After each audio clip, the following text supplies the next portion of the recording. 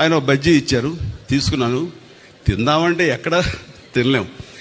ఆ సమయంలో ఆయన ఒక మాట అన్నారు, బ్రదర్ మీరు బాగా అభివృద్ధిలోకి వస్తున్నారు, ఈ సంపాదించిన సంపద అంతా ఇనప మొక్కల మీద పెట్టద్దు, ఏదైనా మంచి హౌస్ కట్టుకోండి, ఆ తర్వాత స్థలాల మీద పెట్టండి, మనల్ని కాపాడేది అదే. మనం ఎక్కువ కాలం ఇక్కడ ఇలాగే ఉంటాము, ఇదే సూపర్ స్టార్ డమ్తో ఉంటాము, ఇది శాశ్వతం అని మాత్రం అనుకోకండి అని ఎంతో జ్ఞానంతో, ఎంతో జాగ్రత్తతోటి, ముందస్తు చూపుతోటి ఆయన ఇచ్చిన సలహా అంతా ఇంత కాదు. అప్పటిదాకా మంచి కారు కొనుక్కుందామా, ఇందాక మన కృష్ణదేవరాయ చెప్పినట్లుగా అప్పట్లో టయోటా సెరా అని చెప్పేసి తలుపులు పైకి తెరుచుకుంటాయి వింగ్ టాప్ లాగా, అది చాలా ఫ్యాన్సీ.